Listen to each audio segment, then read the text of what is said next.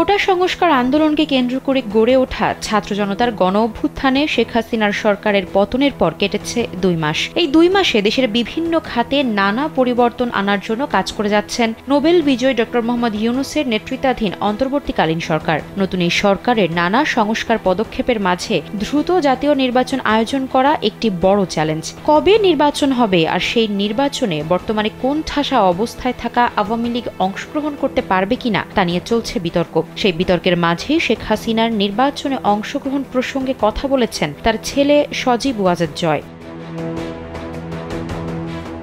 মার্কিন সংবাদ মাধ্যম টাইমকে দেওয়া এক সাক্ষাৎকারে শেখ হাসিনার নির্বাচনে অংশগ্রহণ, বাংলাদেশের বর্তমান পরিস্থিতি, অন্তর্বর্তীকালীন সরকার সহ নানা বিষয় নিয়ে টাইমের প্রতিবেদক চার্লি ক্যাম্বেলের সঙ্গে কথা বলেছেন সাবেক প্রধানমন্ত্রী শেখ হাসিনার তথ্য ও যোগাযোগ প্রযুক্তি উপদেষ্টা।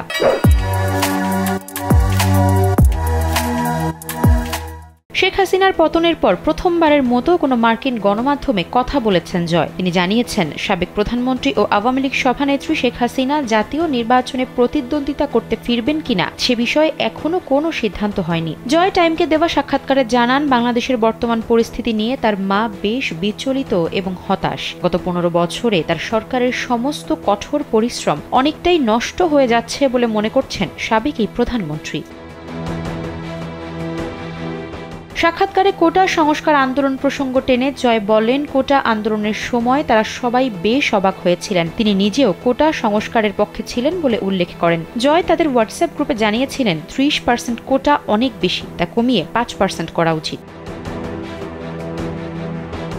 অন্তর্বর্তী সরকার প্রসঙ্গেও জয় টাইমকে নিজের অভিমত জানিয়েছেন। বলেছেন, দেশে বর্তমানে যে পরিস্থিতি চলছে তাতে অন্তর্বর্তীকালীন সরকার যদি 1 বছর বা 18 মাস পর্যন্ত দেশ চালাতে চায় তাহলে তিনি মনে করেন এই সিদ্ধান্ত সঠিক। বাংলাদেশ আওয়ামী লীগকে নিষিদ্ধের দাবি উঠছে। টাইম প্রতিবেদকের এমন কথার জবাবে সজীব ওয়াজেদ জয় জানান, এটা আইনত সম্ভব নয়। সেই সঙ্গে বাংলাদেশের সবচেয়ে পুরনো ও বৃহত্তম রাজনৈতিক দলকে কিভাবে নিষিদ্ধ করা সম্ভব সে প্রশ্নও রাখেন আওয়ামী সরকারের সাবেক এই আইসিটি উপদেষ্টা।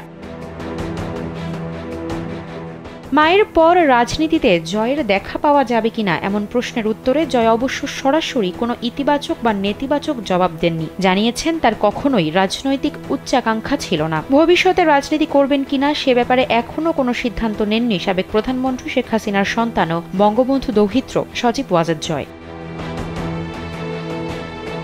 আফসারা নাজ, কালবেলা।